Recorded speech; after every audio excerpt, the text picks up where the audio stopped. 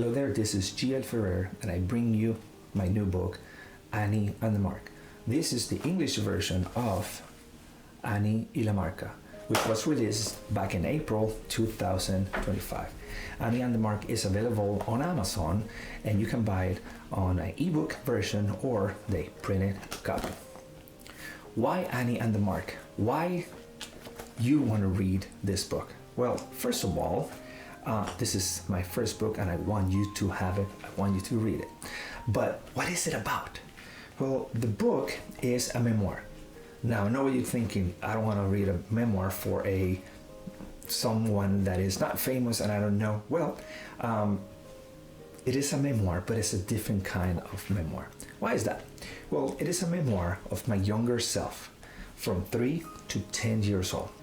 And why is that important? Well, there's a lot of different stories from my younger self that I think it would be interesting, it would be entertaining, it would be amazing for you to read it. Why is that? Because it talked about different things.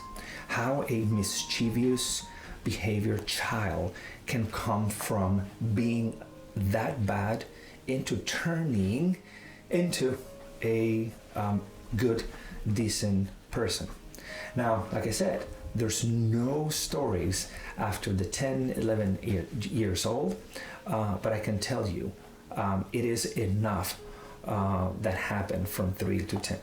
And each story I tell you in a way that, like I said, it could be funny or it could be something that you would probably be terrified just by thinking, how come this little kid can think on all these things, can also develop plans to harm people, animals, things, in a way that you are going to be in awe, because it's like, is this normal? Well, I tell you what, me as an author, yeah, I still think about that. Like, is it normal? How come this kid coming from a home, a loving parents, loving sisters, loving family in general, can think of all these things and want to harm people in different ways? And one of the things that this book is about is, it's actually in the actual subtitle of the book. The book title is Anni and the Mark. But there's a saying in the book that says, a tree born crooked, let the potter fix it. There are some people in your life, could be family, could be your parents, mother, father, sister, any family bloodline related, or people that simply there's just come to your life and make the difference. This is what happened with Anni and the Mark. It tells the story of this mischievous kid, but the hopes of that this bad behavior kid can turn it. There's always two paths in life. It could be more, but at least two. One that guide you through the goodness, or one that can guide you through bad things. And I think this is a very good example of that. Patience from family, patience from the mother, a mother working hard of making her kid to be a good person, and people that don't know you, that all of a sudden appears in your life that help you or guide you somehow. And I can tell you, those people exist. These people that come to your life and make the difference. And obviously that happened to this awesome kid. Another thing, and one of the things that one of the reason why I wrote the book, which is probably the first questions that they asked me, why the book? First of all, what is it about, and why the book? Well, I wrote the book because when I tell these stories of my younger self, people like them, so that's a good thing. People laugh, again, that's a good thing. People get horrified. It's not necessarily a good thing, but I'm saying that people like to hear these stories. People that know me like when I tell these stories. Why not to tell other people that they don't know me in a funny way? But it's not just a funny way. Each chapter has something that we can learn. That we can learn something of reality that happened to this kid, my younger self. And how come from mischievous behavior you can turn the page into a good path. So from being a bad behavior kid, turning into something positive. And like I said, the book says, a tree born crooked, let the potter fix it. There's a saying in Spanish that says, or I'm going to translate, a tree born crooked, you can never fix it. Well, I think I changed it a little bit to a tree born crooked, let the potter fix it. Annie and the Mark, strongly recommended. Look for it on Amazon. Some people ask me, but it's a kid's book? No, it's not. No, it's not. It's about 12 years old and older. Why a 10-year-old cannot read this? Well, it could if you supervise, you as an adult supervise that. Why is that? There are some stories that are so horrific that I wouldn't recommend if you, the adult, parents, or an adult can guide those kids to say, this is bad, but these bad things can turn into good things. The way that the book is written is not a classic way to see a memoir. So that's why when they ask me, I always say, it's a memoir, but, so it's a big but. I say it's a memoir, but there's something else. They are stories.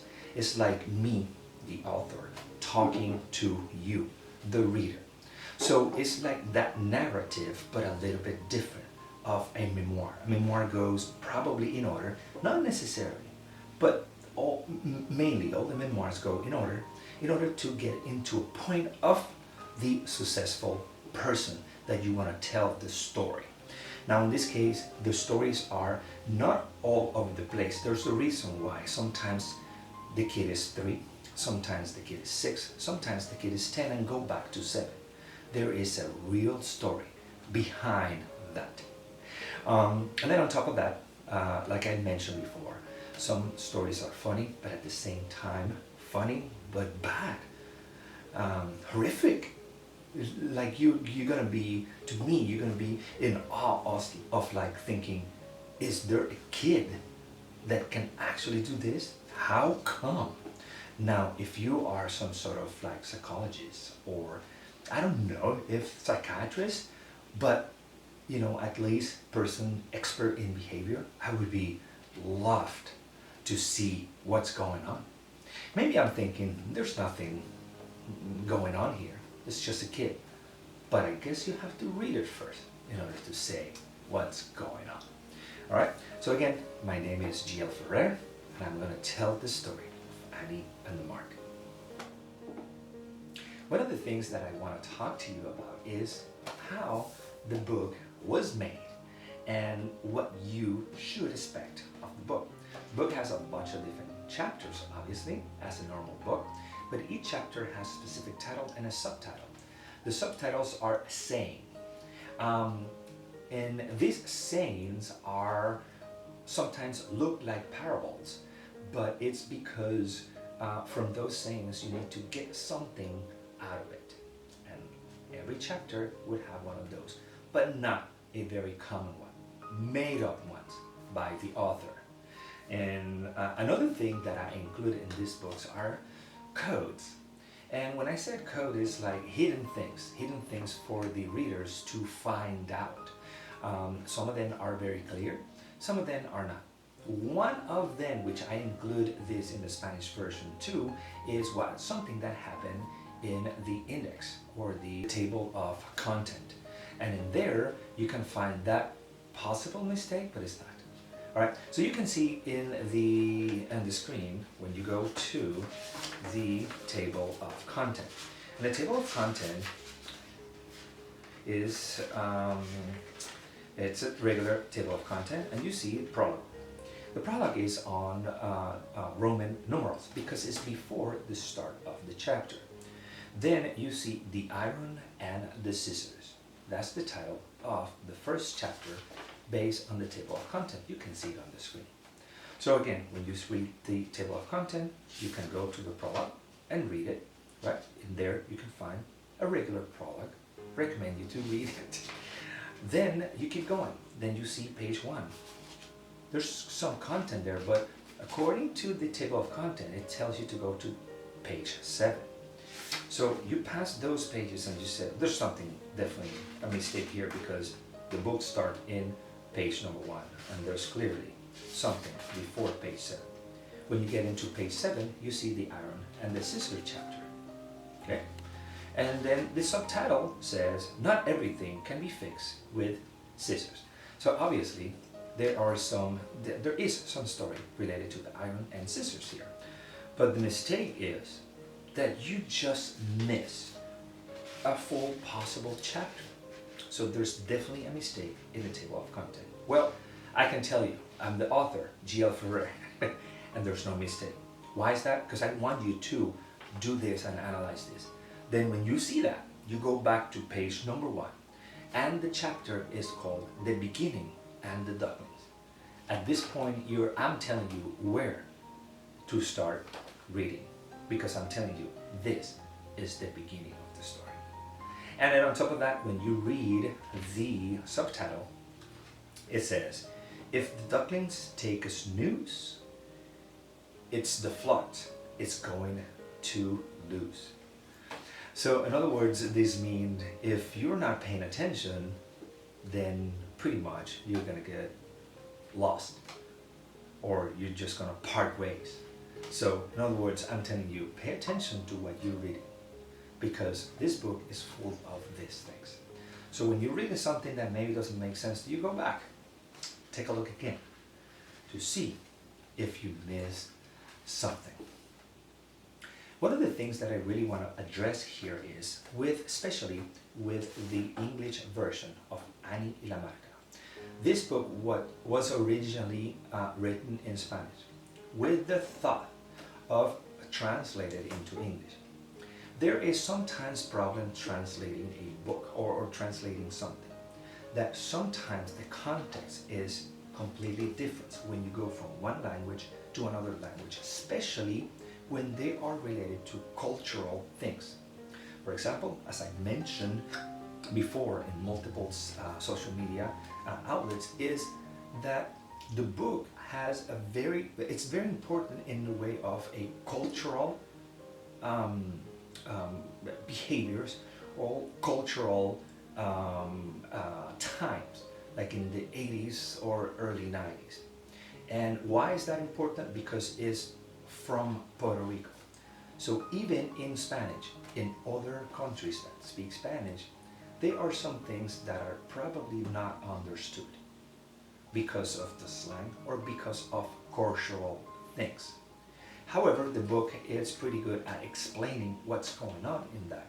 So a Spanish speaker can go and relate and say, okay, oh, this means this means that. So for you that speak English, that happened in Spanish.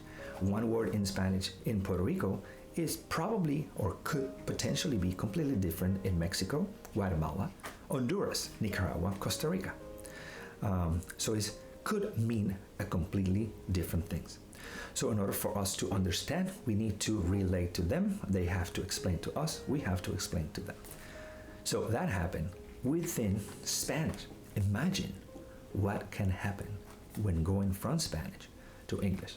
So what we try to do here is not just going to do a literal translation, it's a translation that captures the essence of Anni y la Marca. So if there's something that maybe you don't understand, the book would guide you to understand in terms of cultural behaviors or cultural habits or any cultural theme. So again, it's a translation, but at the same time include some things in there for you to understand. Anni and the Mark.